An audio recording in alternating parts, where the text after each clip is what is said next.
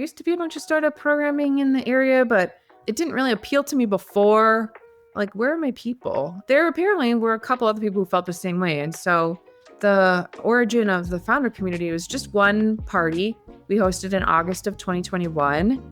We called it Founder Fest. It was a room unlike any of the others I had been in. This is like a group of people I really want to be around. Hey everyone, and welcome back to the Startup Wisconsin podcast, a show where you can learn about Wisconsin's growing tech scene through stories of startups, founders, investors, and the talented people making it all happen. My guest today is Angela Damiani, CEO of NEWaukee, a brand engagement agency that helps organizations captivate, connect, and convert audiences through creative activations, events, and experiences. Angela is also one of the founding members of Midwest Founders Community, a decentralized network built for founders by founders, connecting them to community, capital, and customers. NEWaukee started as a social club, hosting meetups before meetup.com was even a thing. It took 5 years of selling merch and chasing sponsorships before they figured out the agency model that actually worked. The numbers show how far they've come. 17 years in business, around 200 productions in a 6-month window, and 40% of their work now happens outside Wisconsin. They originated the Milwaukee Night Market, an event that now attracts an estimated 25,000 people in attendance per night. We talk about why belonging requires repeated, warm invitations, how she started the Midwest Founders Community after feeling lonely coming out of the pandemic, and her critique that Wisconsin's investor class needs a higher risk tolerance if we want to see real innovation here in Wisconsin. All right, folks, let's get into it. I want to go kind of back to the origin of your aspirations to becoming an entrepreneur. So what was the first thing in your life that kind of pulled you into becoming an entrepreneur or wanting to be an entrepreneur? Oh, I love this question because I did not think I wanted to be an entrepreneur, which is kind of funny now because I think, all the work I do with the founder community, I feel like most of what I'm doing is like being a cheerleader, like goading people in, like, come on, just do it. Come on, make the jump. You can do it. Mm-hmm. No, I didn't. I thought I was gonna work in corporate America after college. And that's not exactly how the story started for me. I graduated in '08, like in the depths of that last recession. And so the job market was a little tricky. And quite frankly, I wanted to live abroad for a little bit. And so I did that. And I worked for the International Press Services right out of college. And there was a sales component to my job. And shortly after my very first sale, I remember thinking wow, I don't even care about this and I can sell it. I wonder what it would be like if I cared about what I was selling. And it was the first time I'd ever really had that sales experience. And it was the thing that sort of planted the seed, okay, well, I got to just figure out what is it that I want to do? Cause I have it within me to make money doing it. And that was maybe what sort of set the course. But it took me a little while after that to figure out what that was going to be. There were a couple of different iterations before we got to NEWaukee. All right. And how did NEWaukee come to be? What was was there a person that kind of said, hey, do you want to do this with me? Was it your idea? How did NEWaukee come to life? There were a couple of us in the very beginning. NEWaukee's original intent was more of a social club. And there were a group of friends who moved down to the city slightly before I got involved and were hosting regular meetups.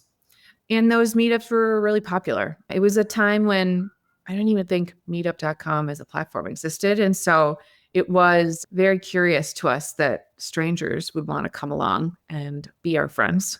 And that initial kind of output helped us to really learn, how do you do audience development? You know what I mean? It was sort of like a masterclass, to be honest with you, in modern marketing. And from that point, a couple of us, there were definitely more people at the beginning who were helping to volunteer, but there were a few of us who were maybe this is a thing we could do full time. You know what I mean? Outside of our day jobs. And it took us a minute to try to figure out a revenue model for it, because we were pretty insistent that we one of the programs we were offering to be free. It's just kind of funny to me now. Like, why didn't we just charge people tickets or whatever? But we were just like, no, what Sure. we're doing is really cool. It needs to exist in the world. We want to make it super accessible. And so we dabbled in like different ways to monetize that then, whether it be like selling concessions or merch or sponsorship. And really, that was just sort of like a rat race. Garnering those types of sales are really hard, because it's like super low price points. Corporations or companies don't really care. So there's a lot of turnover. And about 5 years in, it was like, well, why don't we just treat this more like an agency and have like a time plus materials model Mm. that allows us to host these sort of bespoke experiences, but with someone who really wants to pay for it. And so we had all kinds of bumbling meanderings at the very beginning before we moved into that, but it's been going great ever since. And there's been like continual like iterations too. About 2 years ago, we got away from just doing events and programs and into more like classical brand activations, like creating parklets or public art or installations at other people's events on behalf of clients. And so that's been a really fun and curious like diversion for us. It has allowed us to do a number of silly things. Like we wrapped a van and turned it into a VR experience on behalf of North Shore Yeah. and took it all over the whole state this year Oh, on a wow. That's cool. road show. So yeah, that kind of thing that's like it feels like it has the same kind of like magical energy to what I Yeah. think people know of as a NEWaukee experience, but it's more mobile and way more interactive. Yeah. Yeah. What Mhm. was it like in kind of the early days of like, hey, you're this new agency or this new group of people that's putting on these bespoke experiences, but now it feels like Milwaukee is like it's like a name that people recognize and trust and like get excited about. So Mm. maybe talk about like, was there like a tipping point or a certain event that really kind of said, hey, wow, like if I'm gonna get put on an event or do like brand activation at some point, these are the people I need to talk to. Was there like a moment or an event? Gosh, I don't know if there was like one singular turning point, except, we're going to be 17 years old at the top of the year. And so maybe it's just the staying power. You know what I mean? Like really finding a way to just keep being consistent and to keep showing up over and over and over. And, I know you can't tell, but I was much younger when this started. Um, and I think that was a benefit to the company in that we were very young when we started, and our like barrier to entry was also low. You know what I mean? Mm. Like when I first started, I was like renting a room in my sister's house. So I think I had to like come up with $350 a month for rent. Like that was like my Sure. total, like, how much money do we need to make? You know what I mean? Like it was so, so low that like it felt like there was almost no risk in us like scrapping about trying to make it happen. And I think Milwaukee, and I would say is like just a culture in the Midwest. It's a place where you have to have been here for a little bit for people to trust you. And I think the fact that we just keep showing up year after year, like really Yeah. does help with that like name brand recognition. And then the other thing that I think has made a difference is some of the stuff we've produced has taken a life on its own. Like we were the originators for the Milwaukee night market, which when we originally started had a couple dozen people coming to it. It was just sort of like a kooky nighttime art fair. And now in the summers, there's 100,000 people that go to it. You know what I mean? So Yeah. it's really taken off and taken a life unto its own. And so I think because a lot of our work is very public, Milwaukee's brand gets elevated with that too. Sure. Yeah, for sure. Is there anything that you kind of learned along the way, whether it was on purpose or like by accident, whether it was like, as you grew the team and the hiring process and like onboarding people and getting them up to speed? I know some of this is probably seasonal ebb and Mhm. flow of recruitment, but yeah, I guess what has been your experiences and learnings as you kind of like been in a business for so long, but also just learning to have a sense of like camaraderie with a business Mhm. that kind of ebbs and flows of seasons, I guess. Yeah, I mean, I think one of the things we advocate for is that this is a very seasonal business. I don't know why, but nobody wants to host anything in January. So that means from May to November, that's the height of it for us. And it is a onslaught back to back to back. I mean, we probably have 200 productions in that 6 month window. So they stack on top of each other, even. And I think the people who thrive here really love that dynamism, that every day, nothing feels like it's a routine. Every day feels new. And I think, we spent a lot of time as a team talking about like, how do you maintain your energy and your personal resilience through what feels like, it's heavy. It's heavy to just keep going. And then, you know what I mean? I was telling you before we started, like a lot of it's outside. So it's also like braving the elements and all of that. I think the thing that I've learned along the way is that I really love to watch our team members grow. We're big enough now as an organization that we do have specialists. You know, what I mean? At the beginning, I think we had a small and mighty team of folks. Everyone was willing to do everything. You know what I mean? Yeah. Like there Yep. were maybe distinct job titles, but the expectation was that like we were just going to get it done no matter, you know what I mean? It was blurry in terms of people's like Sure. expertise. Now we have several graphic designers. We have several photographer, videographers. You know what I mean? Like it's very, very niche Mhm. roles. I think watching folks come in and maybe be a little bit more junior, you know what I mean, in their career and seeing the way that they blossom, the way they Mhm. can stride out, which clients or accounts really like resonate with them. I think the through Oh, line for everyone that comes through our doors is that I think we were all like wannabe artists, but decided to do marketing because it was like a yeah, safer bet.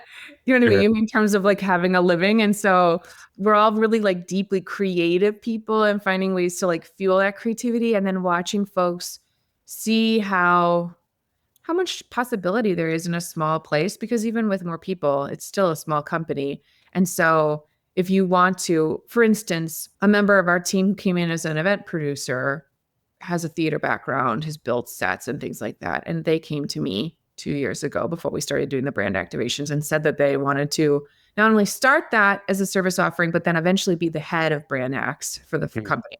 And I was like, God, I'm so like intoxicated by your ambition that I feel like, let me see if I can sell some of these. You know what I mean? Like, Sure. will anyone buy that from us? And then, of course, you could be the head of brand X, whatever. So just watching that sort of development and being able to meet, like, that was a dream of theirs. And then being Yeah. able to make it manifest and have it be a complimentary service that we're offering. You know what I mean? Yeah. That's maybe my most favorite part about this at this point in the journey. But I Yeah. do Yeah. often feel like, I'm the only one that's been here for 16 plus years. I have one woman who's been with me for 12 of those years. But oftentimes I'm like, who the heck are all these people? None of you guys. I mean, so much has changed since the very beginning. I'm the Yeah. I'm, I'm the keeper of all all that once was, I Sure. guess. Yeah. Yeah. I'm actually curious what was like the biggest event that you guys put on? And then two, what's the one thing that you're the most proud of putting together? I These think could be the same. I yeah, mean, the night market has become the biggest in terms of the total volume of attendees. I am very proud of that because the impetus of it was sort of a redevelopment of that area of Milwaukee's downtown. And since we started that in 2014, that entire corridor has turned over in the most Mhm. beautiful way. And while we can't necessarily claim like a direct, I guess, causation, like it's not like because we hosted the night market, $500 million of development went in there. I definitely think there's a correlation. And I know that we Mhm. helped to like reshape the narrative about what it means to be there. And I know a number of folks who moved in and have been a part of those development projects said that they saw the night market as like an early indicator that like Interesting. life would Yeah. come back and that, you know what I mean, if you build it, people will come and all of that. And so I'm really proud of that, like the transformation of that experience, but also the whole neighborhood around it. We've done things at bigger scales. We started something called Young Professional Week, gosh, maybe in 2011 or Mhm. 2012. And that first expanded across the state of Wisconsin and then Yeah. nationally. It's one of the programs that died during COVID, unfortunately. But gosh, that was so cool. That I mean, uniting young professional groups from across the country and seeing that everyone sort of had like similar struggles. and being able to sort of like be a support infrastructure for that, that was really special and Yeah. really cool. The first time, and actually that experience taught me that we didn't have to just work in Milwaukee. My Oh, initial okay. sites were so focused on the city itself. It sort of like had me lift my head up and realize like, oh wow, we could do this anywhere. There's nothing that stops us from hosting things across the country. And now, yeah, we do. I would say about 40% of our work is not even in the state of Wisconsin, which Oh, is that's awesome. That's it's awesome. really, I really actually did not know that. That's cool. cool. I actually want to move into some things around like your philosophy around communities. We talk about Milwaukee and some other things and just people, like young professional communities and stuff. You have like this TEDx talk. And so there's some things I want to talk through. You coined this term, maybe you didn't, but there's a term that you use called social architecture. Sure. Can you explain like what that means and how it shapes like the work that you do? Yeah, I think for a while, um, do you remember that like scene from Mean Girls? Like, stop trying to make fetch happen. Um, we were trying to make social architecture happen as a modality for how we worked. And, I think experience design now is maybe more fitting and it's easier for people to understand what NEWaukee does. But really, I think the core of social architecture is the framework we use for how we design those experiences, which is that basically you need to be really intentional about the setting and the invitation and all the parameters around whatever it is you're trying to design if you want people to take action. And that honestly is, we have a very diverse client slate, but the main reason people come to us is the same. They have a product or a service that for whatever reason, their core, ideal customer profile doesn't care about. And so they want us to help them come up with new ways for their brand to be elevated and be more acknowledged by that audience, and then ideally for them to do something, what I mean, to be motivated into action. And sometimes that's for commercial purposes, like to literally sell it to them. Sometimes it's because folks, we work with like employer brands and they want people to come work for them. And sometimes it's literally, we work with municipalities. It's like we want people to come here. You know what I mean? Like we are a place that we want to be a destination. And Yeah. so those are very different types of clients I'm describing, but it feels the same to me. Like it's the same problem. We need to Yeah. create an environment and intentionally design it in a way that people will care. You know what I mean? Like Yeah. I think everyone says the same thing, like, oh gosh, if only that audience knew, then they would dot dot dot fill in the blank. And the thing that we advocate for is that they're not paying attention. But that's not an indictment of you or your brand. It's that no one's paying attention to anything. You know what I mean? Like we live in a very overstimulated time where there's many, many modalities of communication and everyone's sort of shouting into the void. And so what is it that we can create that'll maybe intercept them, particularly in a setting where they might already be, rather than you shouting to the void trying to get them to come over to you? You know what I mean? Yeah. What's an example of a municipality that was maybe a fun and interesting thing? Like, oh, I didn't know that the library had this, or Sure. something like that. Yeah. Yeah. So we work with the city of Wauwatosa, which is a suburb of Milwaukee, and that has really, in a very intentional way in the last 5 or 6 years, tried to position itself as like an artist community, Hmm. both for artists to live, but also as just an artful place where the residents can sort of enjoy the benefits of that. They had us create a festival called Art 64, which is a 2-day bracketed live painting tournament where the attendees decide whether or not they like the artwork, and that advances the artist. And the finalist gets $20,000. It's Wow. super fun. It's really dynamic, but it Yeah. has in this last year generated like over $600,000 in sort of tourism, economic Yeah. impact Yeah. for the weekend in terms of people coming in from all over the region for it, and it's millions and millions of impressions in Yeah. terms of the campaign really trying to have Tosa be something other than just a suburb of Milwaukee, which, Yep. I think locals sort of think of it that way, but they want to stand out on their own, you know what I mean? And to be their Hmm. own destination and have it be a thing that, people are excited to go to Wauwatosa rather than saying like, oh yeah, I think I accidentally drove through that, when I Yeah, was in for Milwaukee sure. Yeah. or I whatever. think there was So like a statue that I saw or something as I exactly. went Yeah. through it. Statue of Yeah. Yeah. Yeah.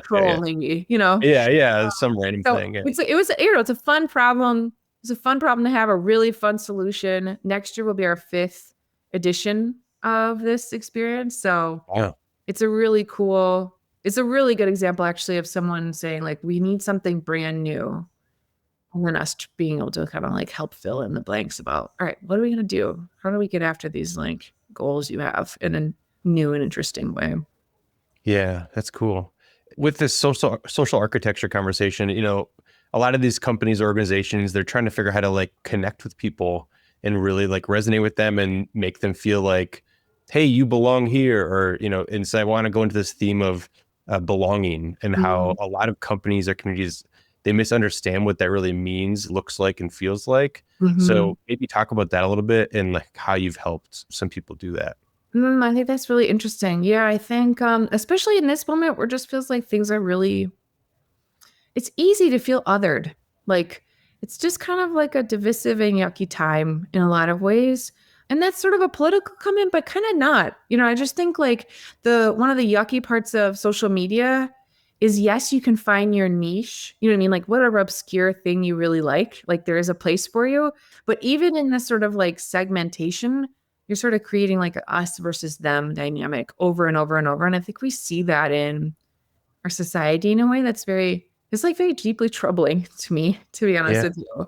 I think the antidote to that is a really intentional, repeated, because again, people aren't paying attention. So you need to remind them. Warm invitation over and over. You know what I mean? Like that you're welcome here, that this is for you, that we want to see you. That it doesn't Mhm. matter that you didn't see the first time. We still want you to be here. And what does that look like inside of a company versus like an external, you know what I mean, sort of like promotional campaign? Those things can be very distinct and different. But I Yeah. think in spite of the technological boom, you know what I mean, and the like many different ways we can use to communicate, me saying like, hey Jacob, I really want you to be there, like, you know what I mean, like there is some part of us that Yeah. is still a human being, and I would even say that is like, it kind of like scratches our 5th grade self, like you can sit here, I want you to sit at my table, Yeah. or whatever. Yeah. Like there's some part of all of us that I think, unless you're like maybe deep narcissist or whatever, like that just wants to be seen and heard and intentionally invited, so that yeah, that's how you feel like you belong. Like I'm supposed to be here, they want me here, you know what I mean, this is for me also. Yeah. It's like the whole thing. It's a lot of times people think like, oh, if we do all this marketing, like people will understand it and they'll appreciate it and they'll attend. But a lot of it really is like that kind of like personal outreach. Like, hey, we have this thing coming up. If everybody or invites like 2 to 3 people and Yeah, extends that invitation, it's a way different.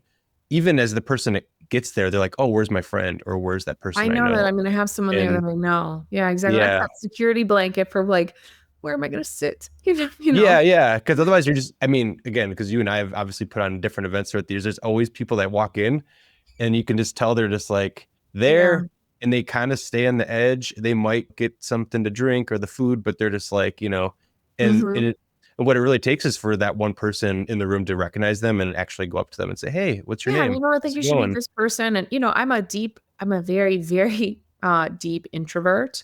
And so I feel like I can easily spot that person in a crowd, and I know Mhm. how to like resonate with them and make them Yeah. feel like, I see you, I want you to be here. Let me maybe just help you like jump in the water. Like, cause once you get in, it's like the water's always warm. You just need someone to like kind of be like, come on, come on, come on, come on, come on. Yeah. Or like that simple thing, like if the event's done and you're like, hey, we're actually going over here if you want to join us, like that Exactly. after hangout thing too, Hmm. is because sometimes people see that and they're like, oh, I didn't get invited. Like, I don't know Exactly. if It's I not for belong me. here. Exactly. Yeah. The Startup Wisconsin podcast is presented by Valency Fund. You've built a company with real revenue, you've got a growth plan, but traditional bank loans and venture capital don't fit your business stage or model. Sound familiar? That's exactly the gap Valency Fund was built to fill. We provide flexible growth capital designed specifically for Wisconsin companies in tech, advanced manufacturing, and agribusiness that are ready to scale. What makes us different? We're not looking for exits. We offer funding structures like revenue-based financing and redeemable equity, so you can grow with capital that fits your business model. And beyond the money, our team brings decades of experience in startups, including operations, financing, and more. We're a true partner, not just a check. If your business has a solid revenue base, a clear growth plan, and Wisconsin roots, Valency Fund wants to hear from you. Head over to valencyfund.com to learn more and start our conversation today. Valency Fund, innovative capital for lasting growth. So now I want to kind of move into Midwest Founders Community. And I know that's had a story in itself, but I do want to make a connection here where, because you did NEWaukee and you're doing all these bespoke events and these experiences, but what was the connection between doing that, you and like technology and software and startups and founders? Like, obviously there's entrepreneurship within like retail and brick and mortar and the things that you were doing before. But how did like the technology and software world, like how did that all happen for you? Sure. Well, there's two little pieces of the story that maybe we glossed over. The first is that after about 10 years of NEWaukee, we spun up a separate company called Nuance to do recruitment as really a complement to the marketing services we were offering. And Nuance's ICP were really like high growth startups that were looking, you know what I mean? Like maybe they got around to funding and then they needed to scale their team really quickly. And Nuance would be a partner for that. And so that really like was the first time I got maybe into the tech scene or became really keenly aware of it because it was who we were directly selling to.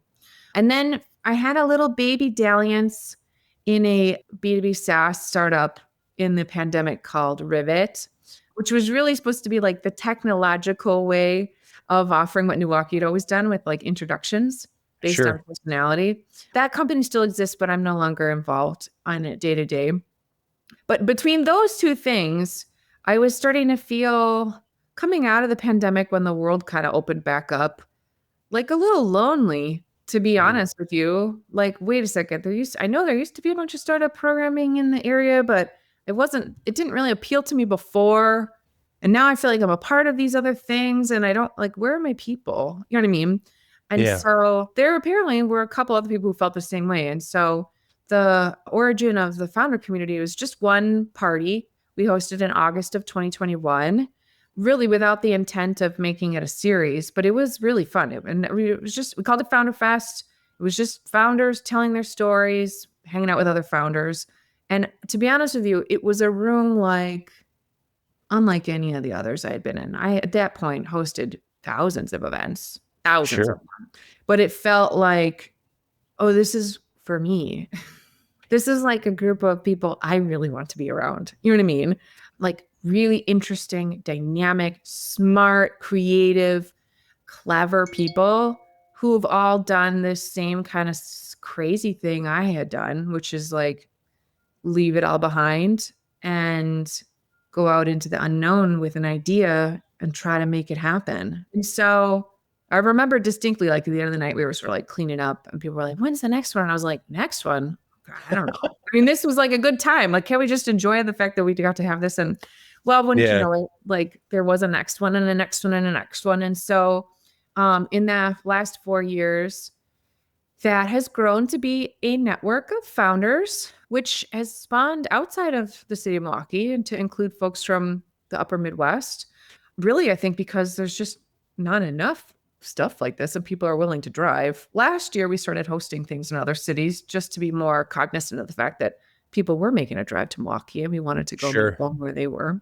But gosh, if it isn't still like my favorite little pet project, there's a group of 12 founders who help to organize everything. So it isn't just NEWaukee, although I do dedicate some staff time to it because I think fortifying this network is really important beyond my own affinity for it. I think it's a really important thing to have for the state of Wisconsin, for the broader economy here, et cetera. And so that I'm really grateful for. It's a group that has evolved over time, mostly because it is startup founders. And wouldn't you believe it? Like sometimes they get well busy with their startups. And so even that has been interesting to see. I feel like there's been several sort of eras, even in the last 4 years, depending on who's in one of those leadership seats. Like they're the one, whatever they're passionate about tends to be what gets created then. But the goal is to connect founders to one another for a sense of like community and fellowship, to capital when they are needing money to grow, and to customers so that they can scale quickly. But I would say the one-on-one connections I have with founders and the folks if mentoring is the wrong word because I see them as my peers, but it really is like Sure. this sort of like, okay, can you just help me? This just happened to me yesterday. I got a text from my founder who was like, I'm driving to a pitch. I just need to work out what I want to say. Can you call me right now? And so I was on Yeah. the phone with him. I was also driving to a meeting and I was like, I have exactly 12 minutes. And he was like saying the pitch again. And I was like, no, you're missing the thread. Like you say it like this. You know what I mean? He was like, oh, thank you. Thank you. That's exactly what I needed. And then like we both went on, you know what I mean, with our days. And I was like, this little bit, like when you need like a little boost. You need the word of encouragement. You need someone to be like, no, you're right. You're screwing it up. Don't do that. That piece is something I wish I would have had access to when I was a baby founder, but it is very life giving for me, to be honest with you, Yeah. to be able to help other people along their way. And I'm curious to see where the group grows. I mean, it's all been so organic. We've had almost no funding for it. Which is crazy, which I that's something I actually was curious about is like, what do you think it would take to get like resources like capital to create like a stronger support system for it to keep elevating it and improving like the impact it makes? Yeah, I mean, I think part of it is that we needed to get serious about it being an entity, and we did that this year. We are now fiscally partnered with the Wisconsin Startup Coalition, which is great. Oh, And so nice. we have like a formal structure that was needed before.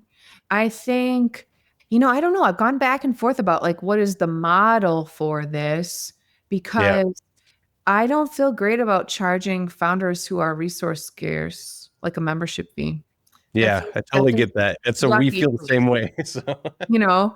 And it seems like the types of sponsors that care about this are immediately benefited by the group. So think like lawyers, accountants, you know what I mean, service providers that would help.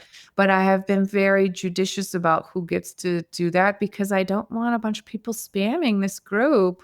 Like I yeah, just think they have to have the right mentality that this is really about supporting people who have taken this lifestyle on and have put all of their livelihood on the line. You know what I mean? And they don't need to be spammed with yeah, the latest and greatest software or whatever it is. And yeah, so that story I think is still remains to be written. But what I have seen is that founders are really willing to help one another. And that part we have managed to scale and decentralize in a way that is very unique and surely has not existed in Wisconsin like this in the past.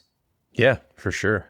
Yeah, it was interesting again, just my perspective from Green Bay looking, towards Milwaukee, seeing it start as a Milwaukee focus group and seeing it expand to Midwest and just seeing the things just starting to do Chicago.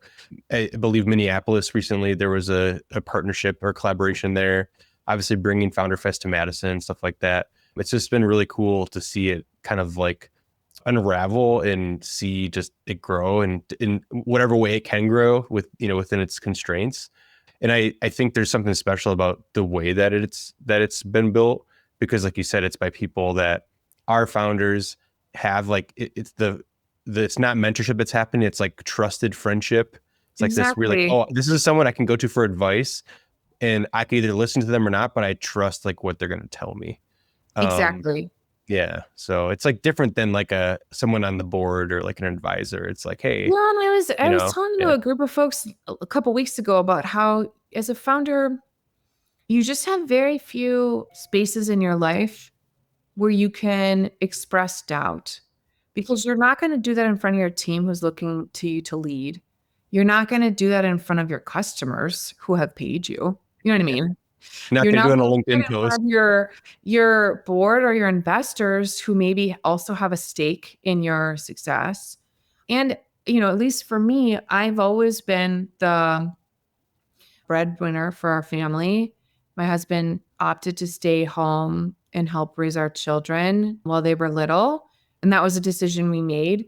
But that Yeah. means that like I don't always want to put any extra stress there when I have doubt. You know what I Mm. mean?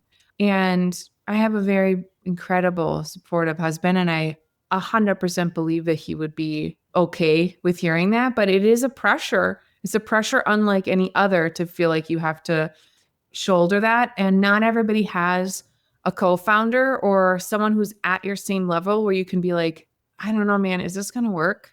I hope this works. I hope we make it. You know what I mean? I hope this is the right decision Yeah. and create a space where even if you're in a completely different industry, you know that you have that as like a tie that binds you. I 100% guarantee I don't know if this crop of founders that are in the group, if any of them are going to be some runaway unicorn success, but I know there will be a ton of positive impact on our state because this group of people has someone they can call. You know what I mean? Have someone they can call. And sometimes it's all you need to hear is like, no, no, that's right, I got this. And then you just keep going. You know what Yeah. I mean? Yeah. That I'm really proud of, excited about, and curious. Like, okay, what's next? Where are we going? Yeah. And like, how do you, I mean, because I'm sure there's a party that's like, oh, I would love to spend more time and energy on MFC, but then you also have these two other businesses still functioning.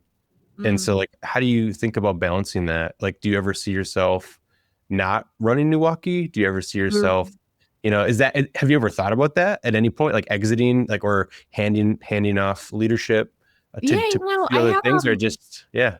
a business partner for 15 years decide that he was done at the end of 2023. And that was a shock to the system, to be honest with you. And it really made me think like, oh gosh, am I done? Should I be done? Oh, You know what I mean? Like he wants to be done. And I had a clarifying moment for me, like, no, this is still my favorite mm, platform, NEWaukee, I mean. You know what I mean? Like my favorite yeah. platform to build from, the place where I feel the most creatively satisfied. I Mm, still love leading this team and like I said, watching them grow. I feel really inspired by our work. So I don't know that I'm going anywhere. In terms of how do I balance it? I don't know. It's like whatever the fire of the day is. yeah.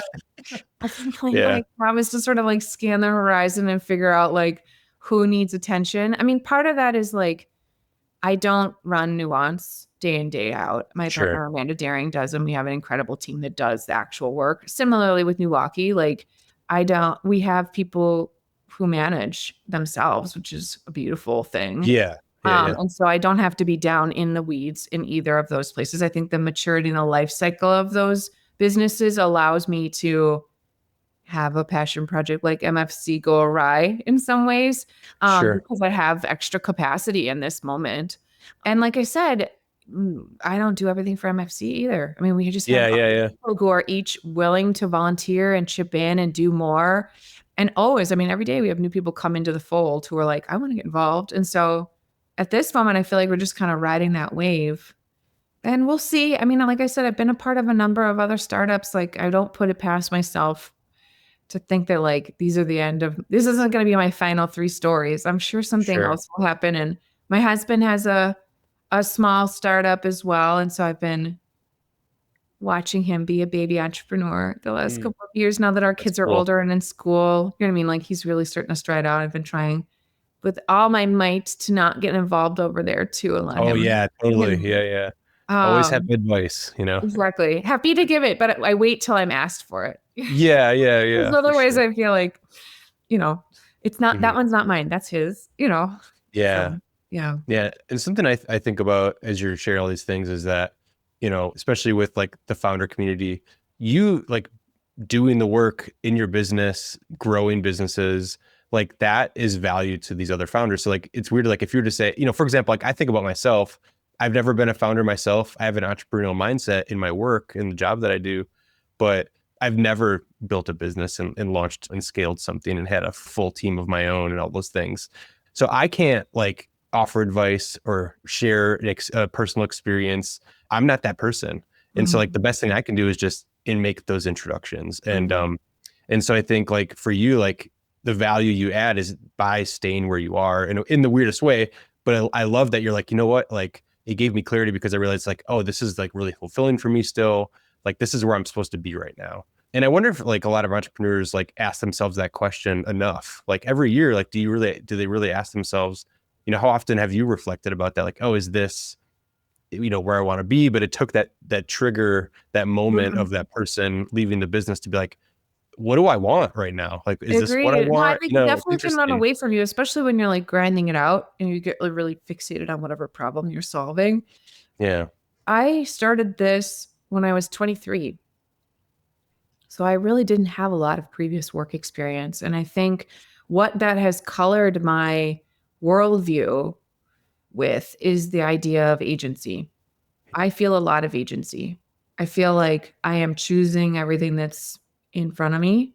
And that if something comes up that I don't like it anymore, that I can choose again. You know what I mean? Like I don't have Yeah. to make the same choice. I think there are consequences for those choices. It's not like every single one of them like ends up Yeah. being a raving success or monetarily fruitful. But I feel like I've done this long enough to know that like I'm in the driver's seat. And actually my sole role as the founder and the leader is to stay clear-eyed in that. No one else is going to be looking around the corner for what the next opportunity is. That's what my job is. And so I don't know. I don't know if most people have time for that kind of reflection. I tend to be sort of an introspective person. And I tend to have Sure. a very low bar for dissatisfaction. Like I'll be the Yeah. first one to say, like, oh, we're never doing that again. And I don't care. Yeah. I mean, like, I think a lot of people really default to like, well, it needs to be a perfectly arced like narrative, or what we did last year needs to be something similar to what we do next year. And I don't feel that way at all. Like I just think it can all be new. But I mean, that's even in our name, NEWaukee. Our mission is to make new possible.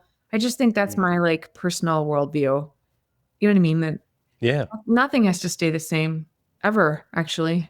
Yeah. And it never actually does. Like if you think it does, that's your own sort of like inner fear about the fact that things change always and always.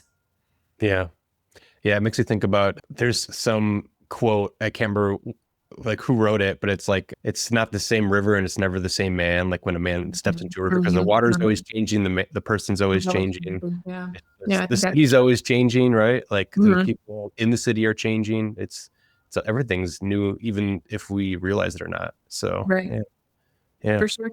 I do want to move into just Milwaukee as a startup ecosystem and your perspectives on it. Like, what do you think's like going really well right now? Like, it feels like there's some high energy going on this month. As we're recording, this is Wisconsin Tech Month, but I also know that that's not the only thing that's going on. There's like NVNG just had their Adventure Summit, or I can't remember the name of it, but it just feels like there's a lot of things going on and there's a lot of energy in that region. And so I'm curious, like, what your perspective is and how you're feeling about it right now. Yeah, I do feel like I would say there's more collaboration than ever before. I can remember a time when people who did things in and around supporting startups felt, I don't know, a little edgy, or there's maybe some pointed elbows. And in some ways, I think the fact that MFC has arisen and we've been very strictly like, we're not an organization, we're just a network of founders. You know what I mean? Like, so as we've sort of been like a neutral ground to come play together rather than needing to carve out our own, I don't know, territory in some way. Like, I think that is really interesting. The other thing that is curious to me is how the geography lines feel blurrier than ever before. Like, we're doing something this week down in Kenosha and the week following in Madison. Like, I think there used to be these like clear, like, this is what it means to be a Milwaukee founder. And now I Yeah. just think like post COVID, what does that even mean? Like you can work anywhere. And Mhm. even if you are here, if you're co-founders in another part of the country, does that make your startup a Wisconsin startup? You know what I mean? Like the Yeah. rules of all of that have been sort of upended. And there's a willingness to sort of seek out whatever it is you're looking for from the founder Yeah. perspective and not wait for it to be built for you. And so I'm very enthusiastic about this moment in time. I think, we sort of go around and round around like, is there enough funding? Are there enough good ideas? That Sure. sort of like chicken and egg thing, that still is a pervasive sort of issue. I would say in general, my critique is that founders here tend to be the ones that are willing to take more of a risk compared to the investor class. Like I would say most investors here want to invest in what feels like a sure bet. And I think in order to get that revolutionary new technology, the thing that's going to seismically change our culture, our lives, or whatever, how we work, you need an earlier bet on something that feels like it isn't a part of, it feels like it's on the tail end of what, you know what I mean? What is expected. And there aren't a lot of precedented examples for it. And maybe that's sort of a cop out, but I sort of lay the blame there on the investor class here. Like we don't have many investors who are willing to place a bet on something that feels fringy. And I just think like all the innovation, all the disruption, all the things that, you can think about products or services that have changed the economy or our lives or whatever, they were all fringe.